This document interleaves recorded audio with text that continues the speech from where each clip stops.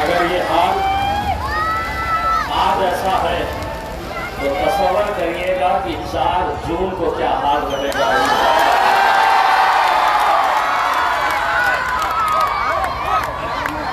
और यही आपका जोश, यही आपका जज्बा, यही दीवानगी देखकर आप सब बैठ जाए, अपने अपने कुर्सियों पर बैठ जाए।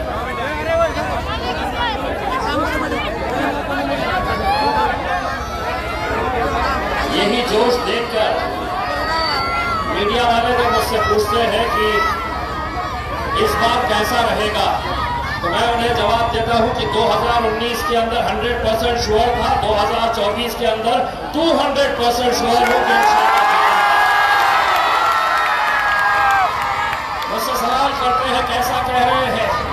मैं कहता हूं कि मेरा हिसाब जो है वो जमीन पे नहीं होता है, मेरा रब मेरा हिसाब करता है। 2014 में किया, 19 में किया और इंशाअल्लाह 24 में भी करेगा इंशाअल्लाह। मेरे भाइयों,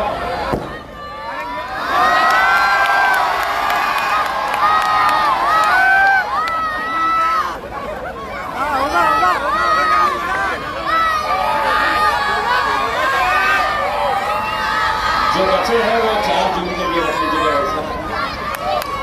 बच्चे हैं 4 जून के लिए रख लीजिएगा। मेरे भाइयों, सबसे पहले तो इस मौके के ऊपर आपका तहे दिल से शुक्रिया अदा करना चाहता हूँ। अल्लाह रब्बुल इज़्ज़त ने ये मौका दिया कि मैं हिंदुस्तान की सबसे अजीम जो ऐवान है, जिसे हम पार्लियामेंट कहते हैं, उस पार्लियामेंट के अंदर 543 मेंबर्स ऑफ पार्लियामेंट होते हैं। उसमें अगर कोई करोड़पति आदमी, चाहे वो अंबानी हो, अडानी हो, टाटा हो, बिरला हो, अगर वो कहे कि मैं हुकूमत को 100 करोड़, 200 करोड़, 500 करोड़, 1000 करोड़ दूंगा और मैं लोकसभा के अंदर आकर बैठना चाहूंगा, तो नहीं मुमकिन है। राज्यसभा में वो जा सकता है, लेकिन लोकसभा के अंदर वो नुमाइंदे चुनकर जाते हैं जिन्हें आवाम पसंद करती है, जिन्हें आवाम तय करती है कि आने वाले 5 साल मेरी क़यादत पार्लियामेंट के अंदर कौन करेगा। और अल्हम्दुलिल्लाह 2019 में आपने पूरे हिंदुस्तान को एक पैगाम दिया, एक ऐसा पैगाम कि जिस शहर के अंदर, ये बेटा बच्चों खामोश रहिए, नीचे बैठिए। मैं आपको 4 जून को मौका दूंगा बेटा, खूब लोग डांस करेंगे, आप भी डांस करेंगे, बैठिए। 40 साल पहले 2019 की बात कर रहा हूं मैं, 40 साल पहले इस शहर में आखिरी मुस्लिम मेंबर ऑफ पार्लियामेंट चुनकर गए थे गाजी सलीम साहब। ये जितने नौजवान हैं, अपनी हयाती में इन्होंने देखे तक नहीं कि हमारा नुमाइंदा कैसा होता है, लेकिन अल्हम्दुलिल्लाह 40 साल के बाद आप लोगों के इत्तेहाद ने एक पैगाम दिया मुल्क भर में कि अगर हम मुत्तहिद हुए, अगर हम एक ताकत बनकर खड़े रहे, अगर हम इत्तेहाद का सबूत दें, तो हम क्या नहीं कर सकते। इकलौता एक मेंबर ऑफ पार्लियामेंट पूरे महाराष्ट्र किसी पार्टी ने कोई टिकट ही नहीं दिया। मुस्लिम मेंबर ऑफ पार्लियामेंट पूरे महाराष्ट्र से सिर्फ एक, और वो भी आपका बेटा, आपका भाई, आपका दोस्त इम्तियाज जलील।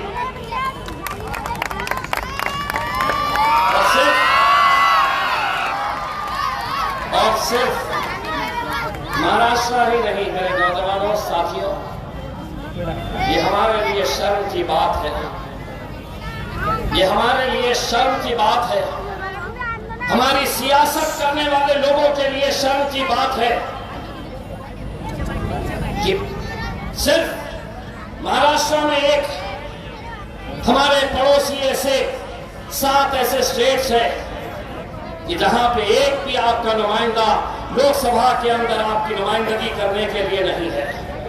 कर्नाटका में 0 है, राजस्थान में 0 है, मध्य प्रदेश में 0 है, झारखंड में 0 है, उत्तराखंड में 0 है, दिल्ली में 0 है।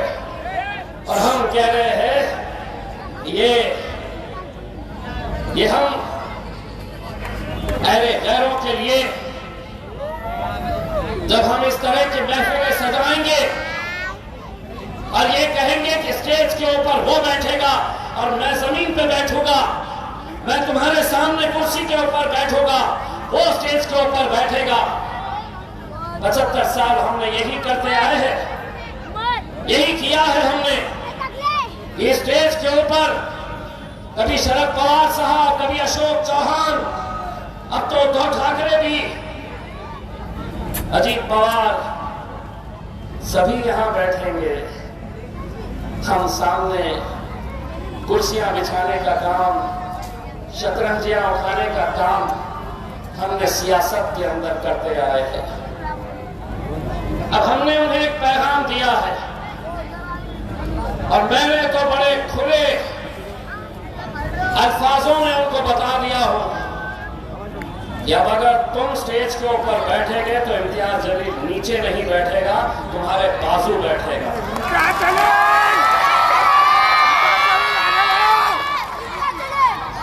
दोस्तों, ये अल्लाह रब्बुल इज्जत का करम है।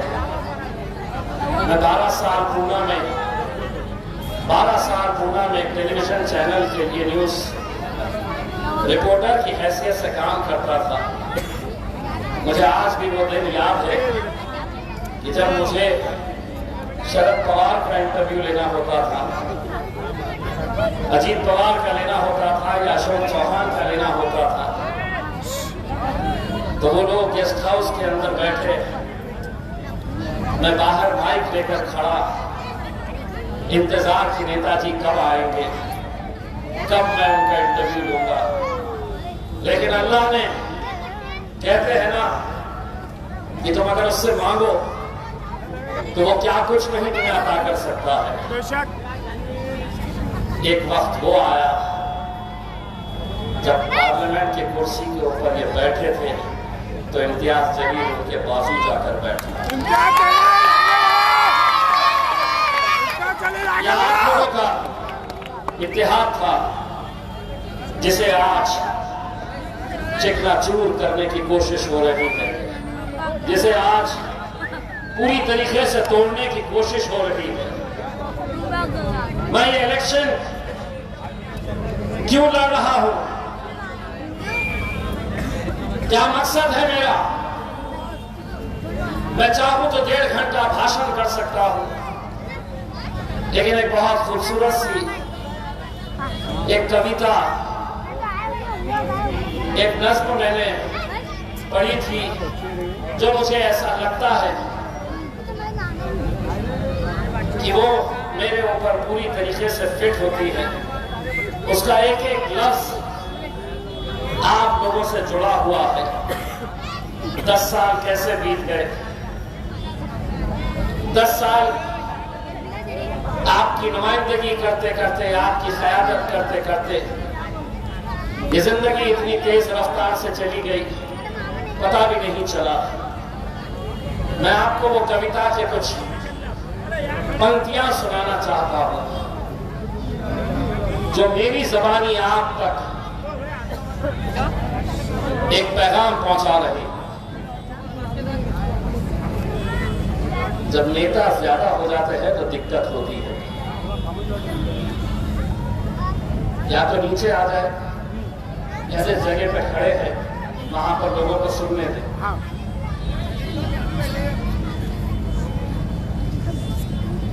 आहिस्ता चल जिंदगी, अभी कहीं खर्च चुकाना बाकी है, कुछ दर्द मिटाना बाकी है, कुछ फर्ज निभाना बाकी है। रफ्तार में तेरे चलने से कुछ रूठ गए, कुछ छूट गए।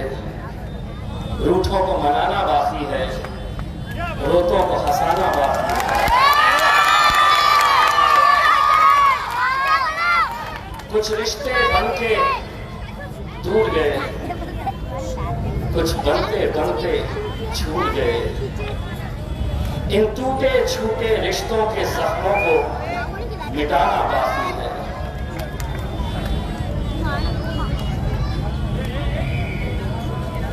अभी कुछ और इम्तिहान बाकी है, कुछ काम भी और जरूरी है।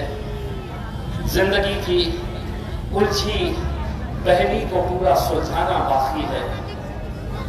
मरना सबको है दोस्तों, जब सांसों का थम जाना है तो क्या खोना क्या पाना है।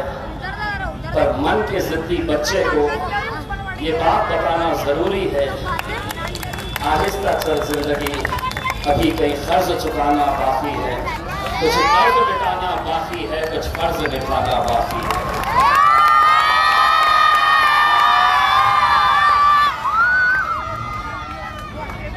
दोस्तों, 19 में जब मैं जीता था तो पूरे मुल्क में इसका जश्न मनाया गया था।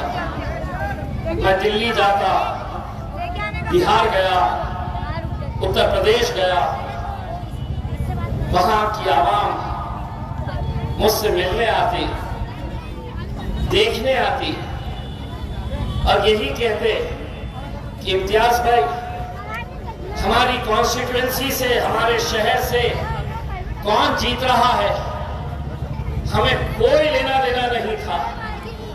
हम बस एक दूसरे को फोन करके यही पूछते थे कि वो औरंगाबाद वाले का क्या हो रहा है।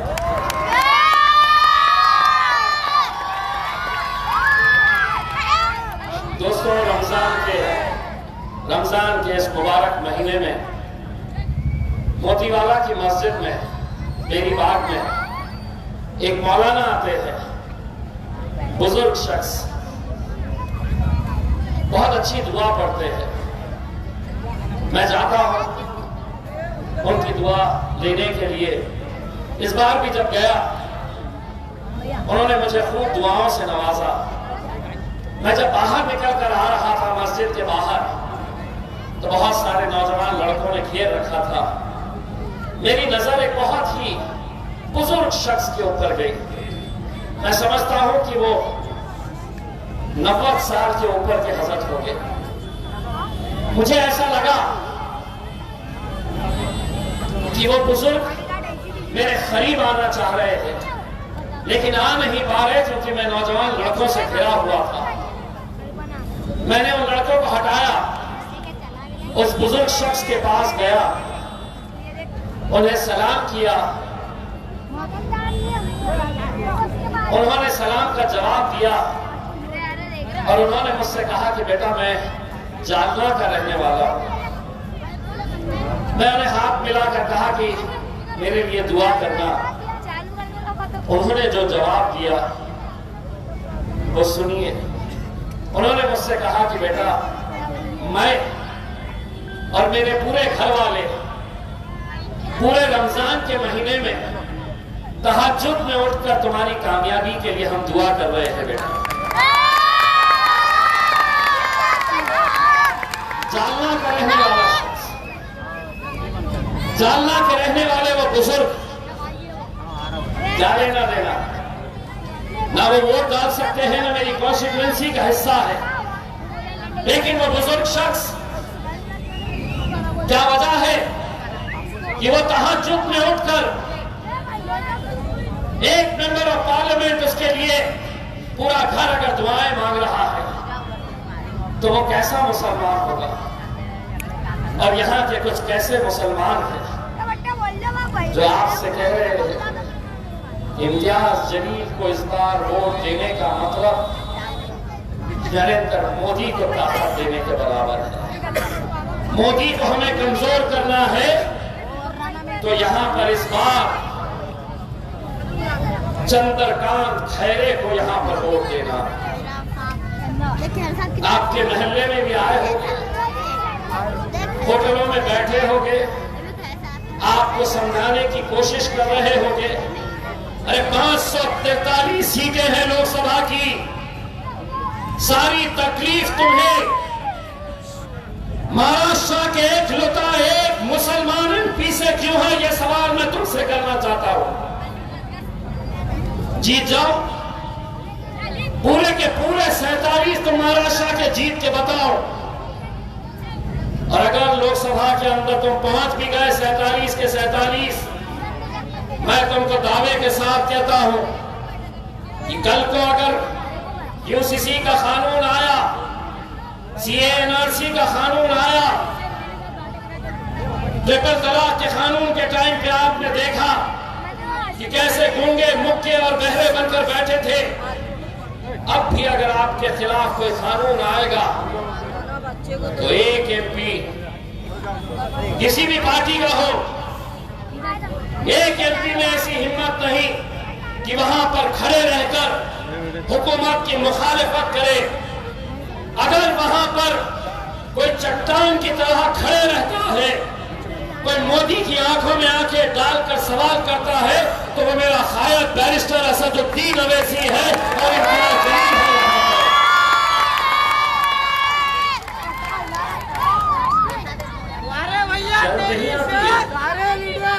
शर्म नहीं आती है? बाबरी मस्जिद की शहादत के अंदर जिसने बड़े फख्र से कहा था कि हां हमने ये मस्जिद गिराई है, बयान है उसका, और यहां के मुसलमान उसे कंधे पर बिठाकर मतदान उसे करो। क्यों? तुम हिरवा साहब नहीं है क्या? हिरवा साहब किसे कहा गया था? तुम्हें एक ये है, दूसरे साहब बहुत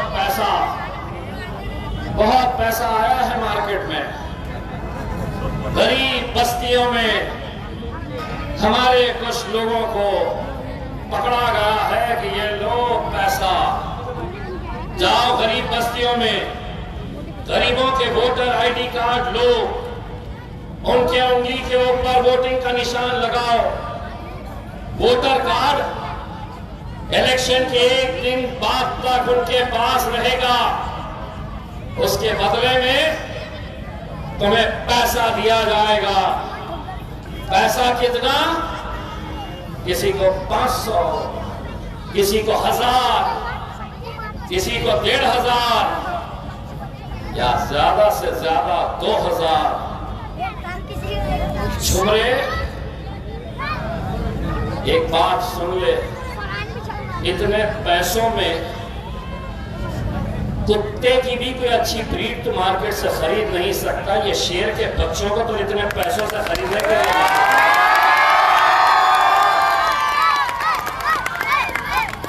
और जो दल्ले ये काम कर रहे हैं चंद पैसों की खातिर, वो अपनी जेब तो भर लेंगे लेकिन इस कौम का सौदा कर रहे हैं।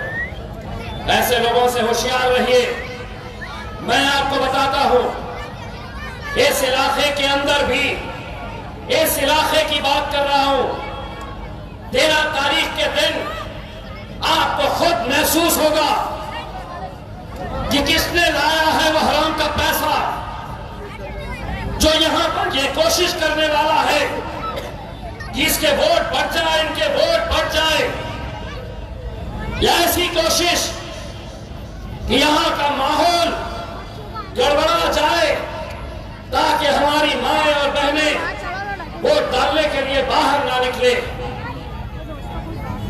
परसेंटेज कम कराया जाए, आपको नजर रखनी है। इंशाल्लाह 44 साल हो गए हैं। मैं ये नहीं कहता हूं ये जीत इम्तियाज जलील की है या होगी।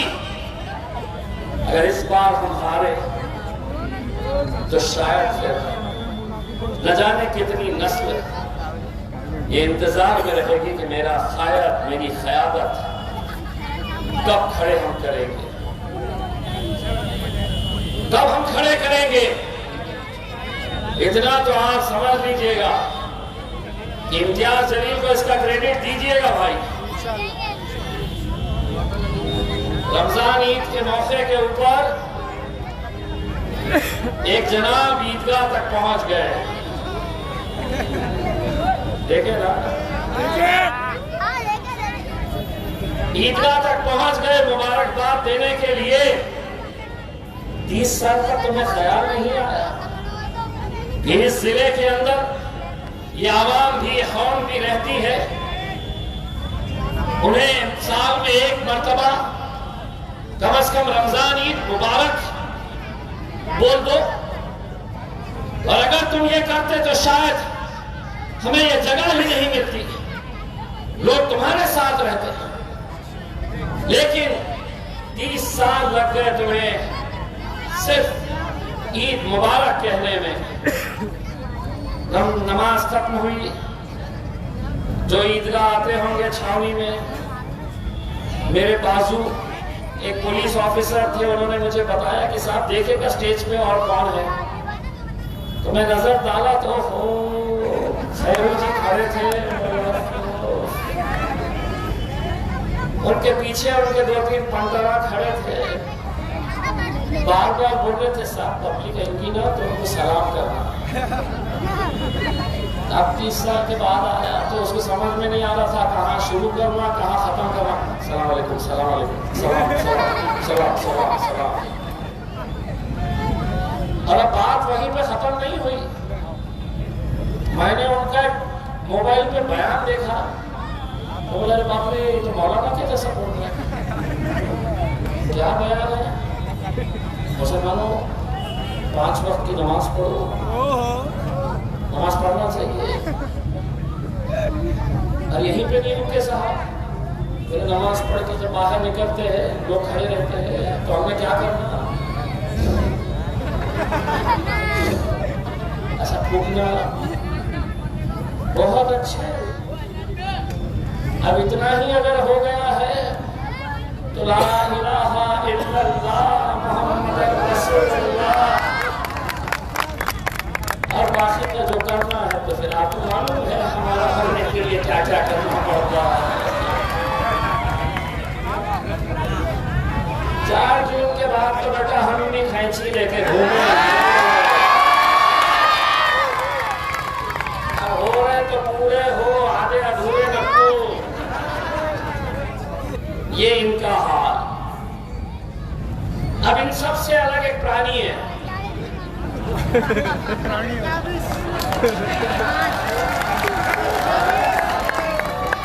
सबको मालूम विचित्र प्राणी कौन है। मतलब वो खैरे का क्या हाल है कि मेरा आखिरी इलेक्शन में दे दो ना, दे दो, मेरा आखिरी इलेक्शन में दे दो ना। अरे क्या फकीरी लगी है, क्या भीख मांगने का वो लगा हुआ है। और वोटा मांग रहे और ये साहब आके जहां खड़े रह रहे, जहां खड़े रह रहे अपना झोला उठा रहे, ये दे दो दे दो दे दो दे दो। अरे मेरे भाई ये इलेक्शन है, इलेक्शन में ईवीएम में जितने वोट पड़ते उतने ही रहते हैं, बढ़ते नहीं है। मतलब तुम समझेंगे कि 4 टिकट ला लिया हम अफसरा से, 20 का 40, 30 रुपये वाले 60 में, और बाहर आके 30 का 60, 30 का 60, 30 का 60। तो ऐसा समझेंगे ईवीएम में 25 वोट पड़े हैं तो बाहर आके बोलेंगे 25 का 50, 25 का 50, 25। नहीं होता मेरे भाई, नहीं होता। जितना है उतना और अगर इतने ही है मेंबर ऑफ पार्लियामेंट बनने का, तो कोई एक जना अगर उनका चाहने वाला के कोने में से सुन रहा होगा, तो यहाँ पे एक किसी छोटे से बच्चे की स्लेट लेके आओ और चौक लेके आओ, तुम्हारे सामने उसको लिखने के लगाओ कि अंग्रेजी में मेंबर ऑफ पार्लियामेंट।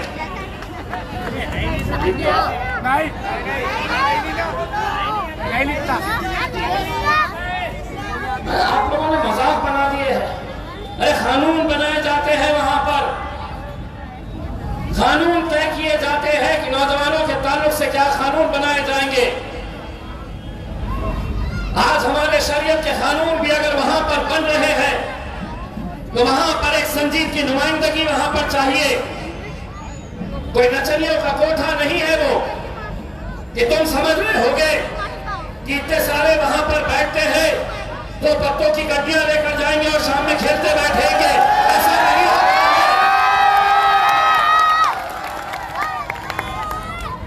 नहीं, मैं सोशल क्लब चलाता हूं। अच्छा, अल्लाह रसूल की बातें, जुआ, सारे 2 नंबर के धंधे, और बोल रहे हैं कि मेरा मुकाबला खैरे से नहीं, घुमरे से नहीं।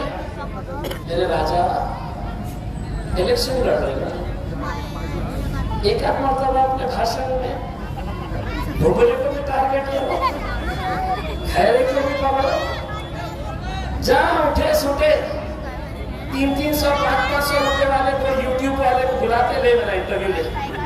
आज मैं इम्तियाज जलील को और देता हूँ, सुबह दोपहर शाम बस इम्तियाज जलील, इम्तियाज जलील, इम्तियाज जलील। अब तो उनके भी घर वाला बोला था कि रात में नींद में से उठ गए, बोले इम्तियाज आया था।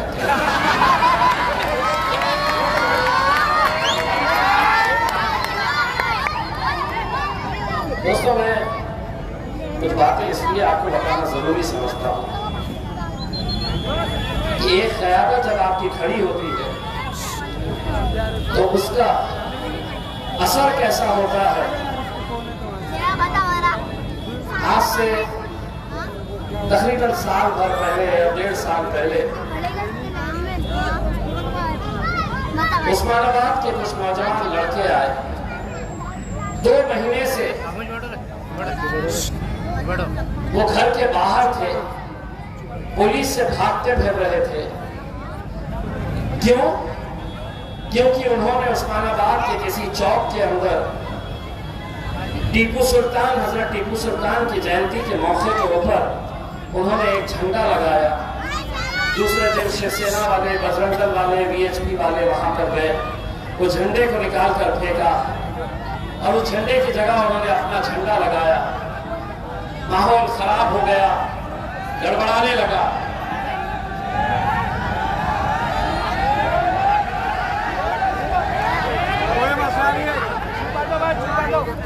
भाई साहब, मैं आपको गारंटी देने वाला हूं, 13 तारीख को बुझने वाली है मशाल पूरी तरीके से।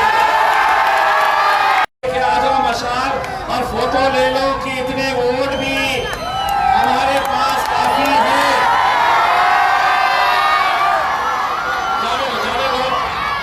जाने दीजिए भाई साहब, वो मत दीजिएगा, सबको इख्तियार है इलेक्शन लड़ने का, किसी न किसी को कोई रोकना नहीं चाहिए। किसी ने किसी को नहीं चाहिए आपको। बैठ जाइए,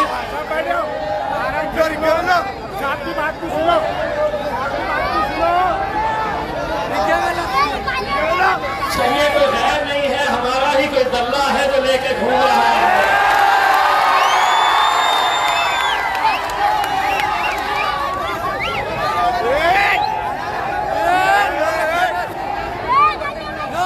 ये प्रॉब्लम क्या है मालूम क्या?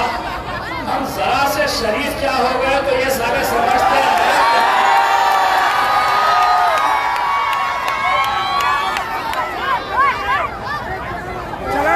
यही क्या है साहब, यही क्या, चिंता मत करिएगा। मैंने आपको बताया है, इसी इलाके के अंदर लोगों ने पैसा लेकर आए हैं। एक जनाब ये गए हैं, तुम्हारी कैसी बुझने वाली है और 4 तारीख के तुम्हारे कैसे बजने वाली है ये भी देखो।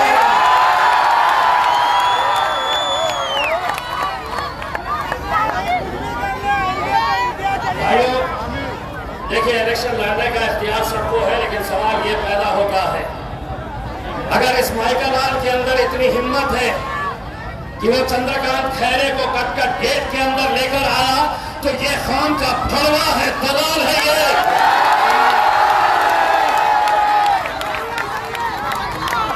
जिसको जो भाषा समझ में आती है समझ ले, और तुम भी रिकॉर्ड कर लो, उसको फड़वा बोला हूं मैंने। करने वाले कोई गौर गैर नहीं है। हमारे ही अपनों में से कुछ लोग हैं जिन्होंने 40 साल तक मुसलमानों की क़यादत को खत्म करने का काम किया है। कुत्ते के जैसे कुछ हड्डियां फेंक दो, चाटने के ऊपर चले जाते हैं, चाटने का काम करते हैं।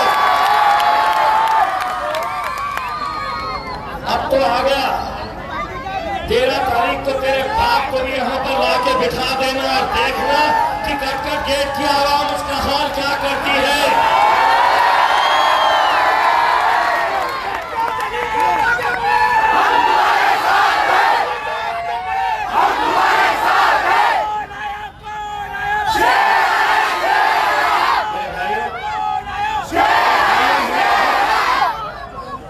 एक बात हम सबको ये समझना चाहिए, इम्तियाज जलील, अगर आज नतीजे अगर हमारे हक में नहीं आते हैं, भाई साहब नीचे बैठ जाइए, आप नीचे बैठ के वोट भी नीचे करें, तो ये किसकी हार, क्या वजह है कि आज हमारे अपने शहर में, जिसने मुल्क में इतने बड़े इत्तेहाद का पैगाम दिया है, कौन वो लोग हैं, उन्हें पहचानने की जरूरत है, बहुत दूर जाने की जरूरत नहीं है। मैं पहले भी आपको कहा था, ऐसे ही कुछ लोग हैं, अगर पैसे से इतनी ही मोहब्बत है तो इम्तियाज जलील भी भरी सड़क के ऊपर तेरी झोली में मैं पैसे डालने का काम करूंगा, लेकिन खान का सौदा मत करो, खान का सौदा कोई नहीं आने वाला हमारा पुरसाने हाल लेने के लिए। मेरे भाइयों, कोई नहीं आने वाला। ये तो अल्लाह ने ये मौका दिया कि हम अपनी नुमाइंदगी वहां तक पहुंचा चुके हैं। बस आप लोगों से इतनी इल्तिजा करना चाहूंगा कि 13 तारीख के दिन आप सभी ने अपनी जिम्मेदारी समझिए, एक एक वोट की कीमत क्या होती है, ये बात को समझिए मेरे भाइयों। आज ये तमाम साजिशें जो चल रही है, जो षड्यंत्र, जो खेल खेले जा रहे हैं, ये आपके सर को झुकाने के लिए किए जा रहे हैं। आपको वो मंजर याद होगा 2019 का रमजान का वो मुबारक महीना, चिकल थाने के काउंटिंग सेंटर के ऊपर वहां पर वोटों की गिनती हो रही, सहरी करके नौजवान लड़के वहां पर दिन भर इस इंतजार में बैठे रहे कि 40 सालों के बाद हमें आज जश्न मनाने का मौका मिलेगा। और अचानक असर की नमाज के वक्त आपको ये खबर आती है कि इम्तियाज जलील 5000 वोट से पीछे हो गया है। आप वो कैफियत कैसी थी, सिर्फ आपकी नहीं, हिंदुस्तान के मुसलमानों के साथ उस वक्त जो उमरा पे गए हुए लोग थे, उन्होंने मुझसे बताया कि जब हम नमाज पढ़ रहे थे, अचानक ये खबर आई कि इम्तियाज जलील पीछे चल रहा है। मेरे भाइयों, उन्होंने कहा कि हमने वो मंजर देखे जब हिंदुस्तानी हमारे भाई, हमारी माएं और बहनें हरम शरीफ की तरफ दौड़ रही थी। कईयों ने मुझसे कहा था कि हमने हरम शरीफ के, हमने काबा का खिलाफ पकड़ कर गिरा के आपकी कामयाबी के लिए हमने दुआ किए थे।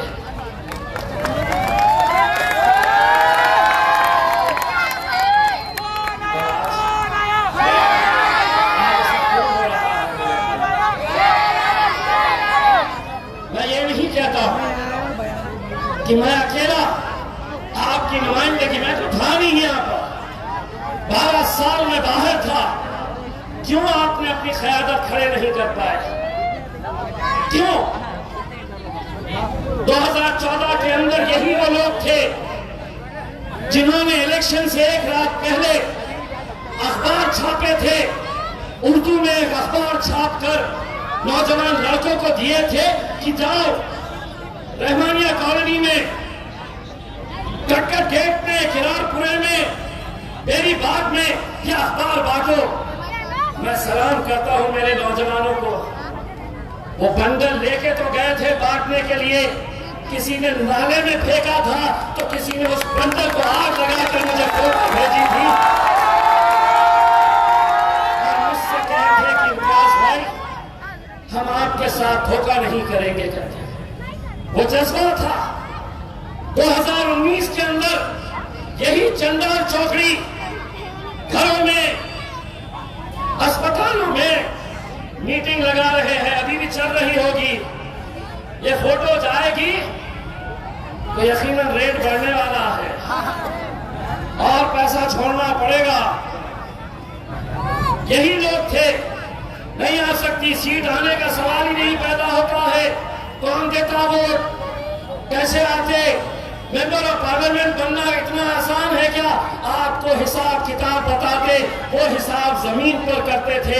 अल्हम्दुलिल्लाह मेरा हिसाब मेरा रब करता है, मेरा अल्लाह करता है।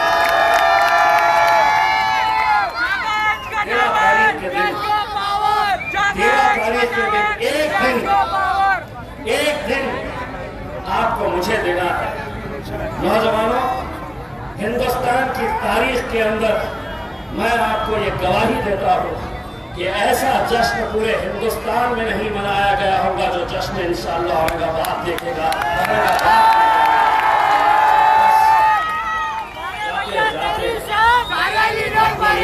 पतंग है,